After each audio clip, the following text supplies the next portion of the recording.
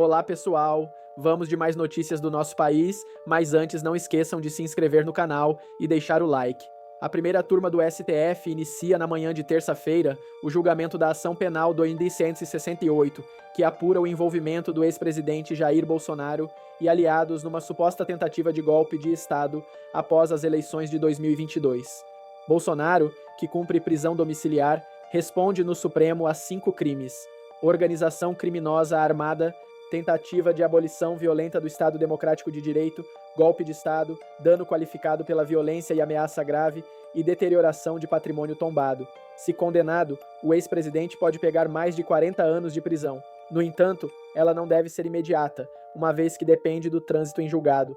Há pouco mais de um ano das eleições de 2026, a CNN ouviu especialistas para entender como o julgamento do ex-presidente pode afetar o pleito do próximo ano. Mesmo inelegível até 2030 por decisões do TSE e cumprindo prisão domiciliar, Bolsonaro tem se apresentado como pré-candidato à presidência da República em 2026. A posição é corroborada pelo presidente do PL, Valdemar Costa Neto. É pouco provável que o ex-mandatário reverta sua inelegibilidade, sobretudo diante do julgamento que começa nesta semana. Em caso de condenação, pode haver, inclusive, a extensão do prazo de inelegibilidade de Bolsonaro, segundo aponta o doutor em Direito Constitucional pela USP, Antônio Carlos de Freitas Júnior. A condenação criminal, transitada em julgado quando não for cabível, mais nenhum recurso tem como efeito a perda dos direitos políticos, conforme determina a Constituição Federal. Isto é, enquanto durarem os efeitos da condenação, o tempo da pena, por exemplo, o cidadão condenado não pode votar nem ser votado. Sendo assim, Bolsonaro estaria inelegível até o final do cumprimento de sua pena, pelo menos, explica o especialista. A fim de modificar o quadro desfavorável, prossegue Antônio Carlos, Bolsonaro teria que reverter as decisões do TSE no âmbito da reunião com embaixadores e dos discursos em 7 de setembro de 2022 no STF. Além disso, quanto à eventual condenação criminal pelo STF, apenas uma decisão do próprio Supremo que revertesse a condenação criminal poderia causar a reversão da inelegibilidade, conclui o especialista. Na avaliação de Eduardo Green, cientista político e professor da FGV em São Paulo, Bolsonaro mantém seu discurso de pré-candidato visando, em partes, preservar sua relevância na direita. Do ponto de vista da sua estratégia eleitoral, mas olhando para frente, ele se imagina ser o líder da direita no Brasil, o único capaz de produzir conexão internacional, conectando Trump nos Estados Unidos, Erdogan na Turquia e Orbán na Hungria. Se ele abrir mão dessa liderança, o segmento irá se reduzir, podendo ir atrás de uma outra liderança que o representa, analisa Green. De acordo com o professor, Bolsonaro sabe também que seu percentual de apoiadores é um ativo com poder de ser o fiel da balança em uma disputa contra o presidente Luiz Inácio Lula da Silva no pleito do ano que vem. O Centrão já precificou que Bolsonaro está fora do jogo, portanto, vive um dilema existencial. Sabe que não pode estar próximo de Bolsonaro, mas depende de seus eleitores. Acredito que no final do dia, o Centrão vai ter que tomar uma decisão. Se a economia for mal e se o governo começar a perder apoio, pode ser que eles avaliem que o preço de estar com Bolsonaro vale a pena. Por outro lado, se a economia for bem, eles podem dizer que o preço de estar com o ex-presidente é alto. Todavia, Green acredita que os partidos de centro e a família Bolsonaro devem apostar em candidaturas próprias na corrida pelo Palácio do Planalto. O bolsonarismo vai entrar nas eleições de 2026 muito mais isolado e com menos força política do que teve em 2022. A tendência é ampliar seu isolamento, porque o que tem sido feito a população tem percebido e boa parte dos eleitores que votaram em Bolsonaro em 2022 não são necessariamente vinculados à extrema-direita, finaliza. Por sua vez, o cientista político e pesquisador da FGV Leonardo Paz Neves enxerga na figura do governador de São Paulo, Tarcísio de Freitas, o principal herdeiro do capital político de Bolsonaro. Parece ser o Tarcísio. Não tenho clareza, entretanto, se é a melhor pessoa que encapsula o eleitorado do Bolsonaro. Tarcísio tem se posicionado bem, no que pesa as crises em sua gestão. Ele acaba tendo o apoio de grupos influentes, formadores de opinião, avalia o pesquisador.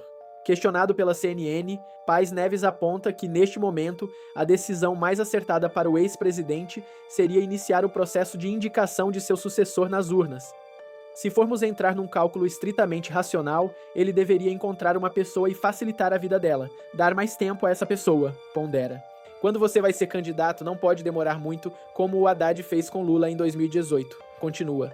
À época, Lula insistiu em sua pré-candidatura à presidência, mesmo estando preso na superintendência da PF em Curitiba, após ser condenado em segunda instância por corrupção passiva e lavagem de dinheiro. Cerca de um mês antes do primeiro turno daquela eleição, o TSE indeferiu, por 6 votos a 1, o pedido de registro de candidatura do petista. Hoje, ministro da Fazenda, Fernando Haddad foi encarregado de representar o PT naquele pleito. Mas você não pode anunciar muito rápido, porque vira vidraça, as pessoas começam a atacar.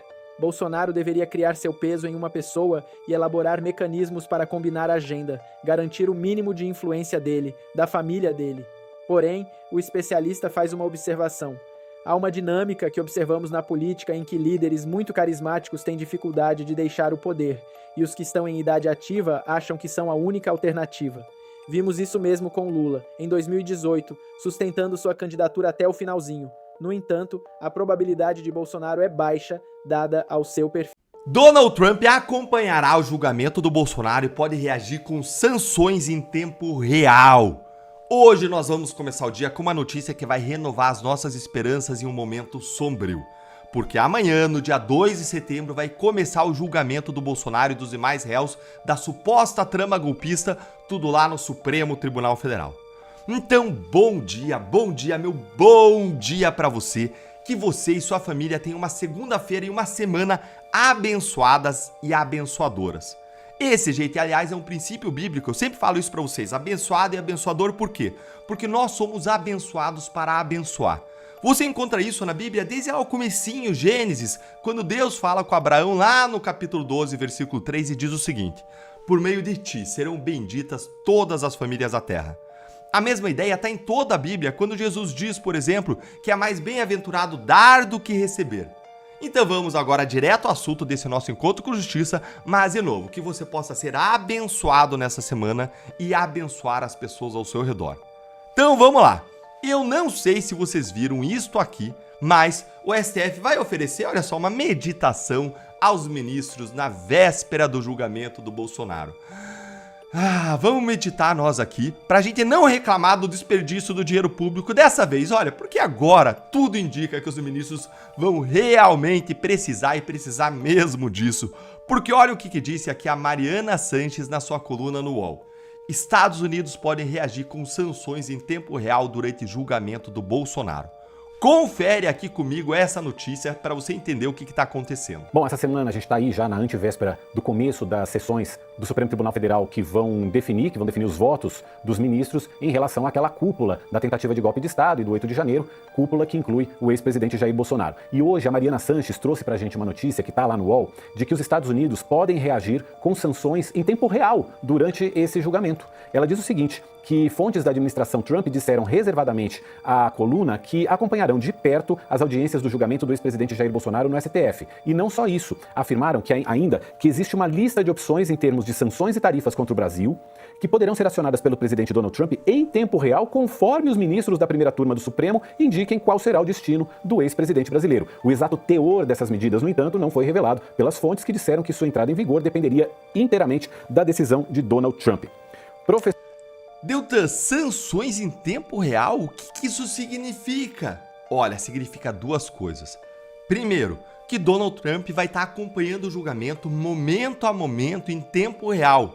Segundo, lembrem do seguinte, todos os ministros da primeira turma do STF já perderam seus vistos e estão proibidos de entrar nos Estados Unidos, com exceção do Fux. Então, gente, novas sanções só podem significar uma coisa: Magnitsky neles, um após o outro, em sequência, como se fosse ali uma fila de dominós sendo derrubados. Flávio Dino votou pela condenação do Bolsonaro? Magnitsky nele. Carmen Lúcia votou pela condenação de Bolsonaro? Magnitsky nela. Cristiano Zanin votou pela condenação do Bolsonaro?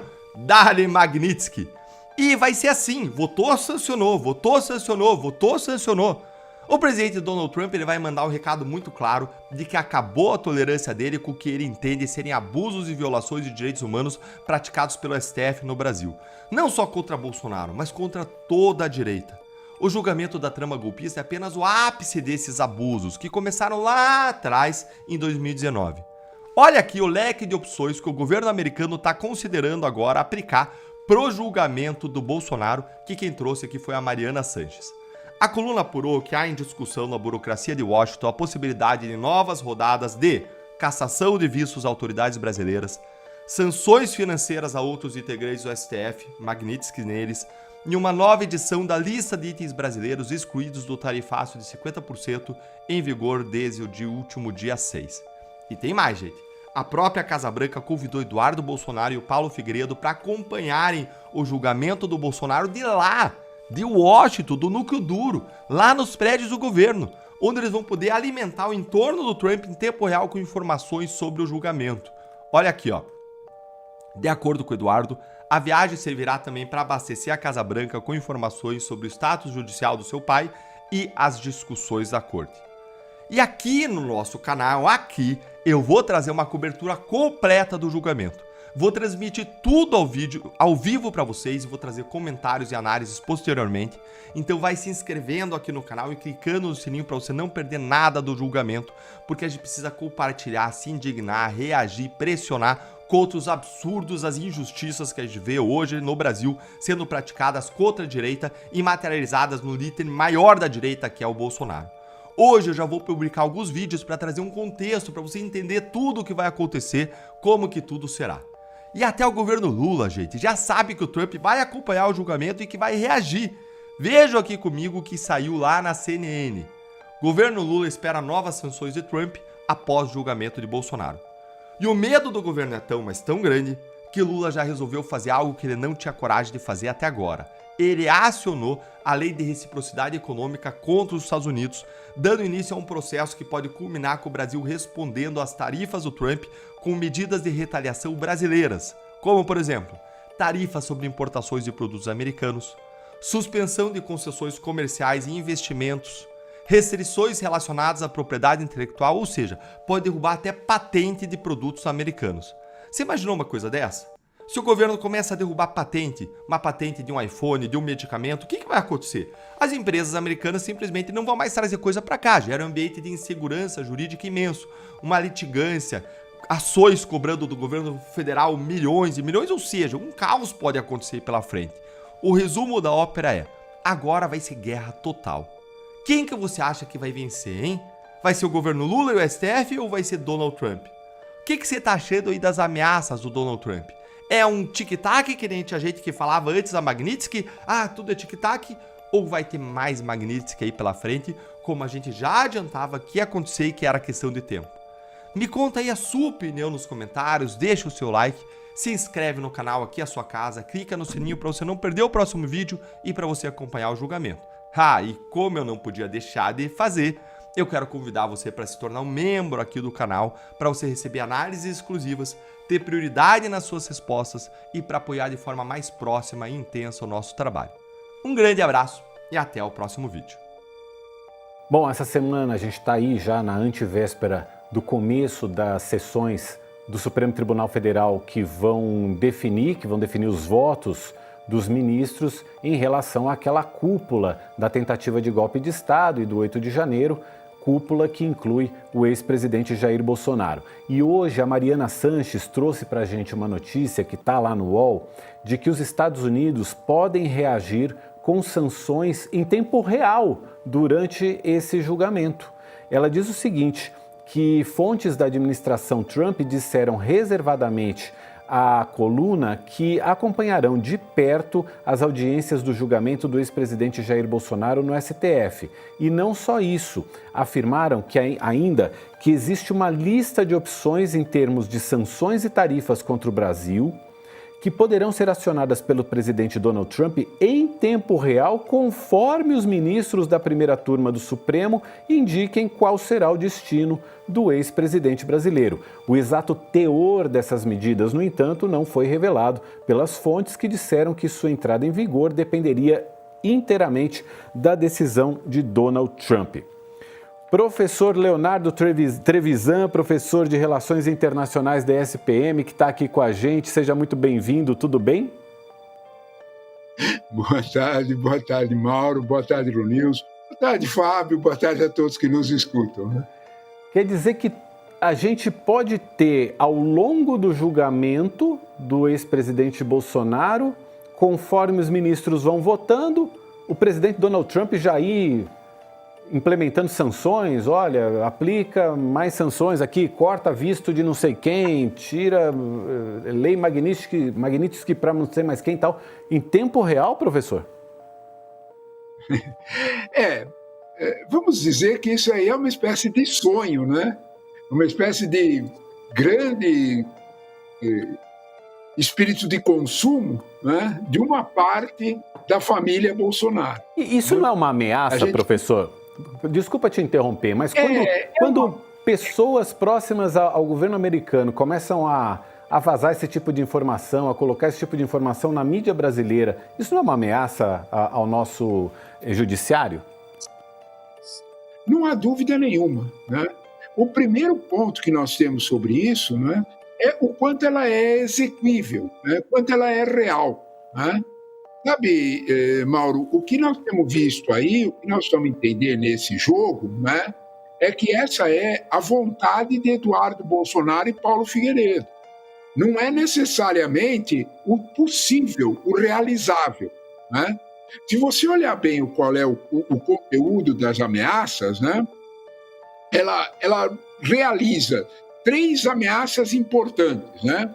Novas rodadas de cassação de vistos, sanções financeiras a outros ministros do STF e uma nova lista de bens excluídos por tarifaço de 50%. Né? Devagar, né? Como é que você vai fazer uma coisa dessa em tempo real? Né? É um pouco difícil. Isso talvez se encaixe nas vontades do senhor Eduardo Bolsonaro. Talvez se nós perguntássemos para Flávio Bolsonaro, outro lado da família que está pleiteando uma outra realidade política, um outro espaço político, nós tínhamos uma outra interpretação. É uma ameaça, sim, você tem toda a razão, mas ela se encaixa no ideário político do Eduardo. Não é necessariamente, ele não fala necessariamente por todo o clã Bolsonaro. Mais do que isso, tem um aspecto realizável. O que é que dá para realizar disso em tempo real? Né? Vamos fazer mais cassações de vistos e tudo mais.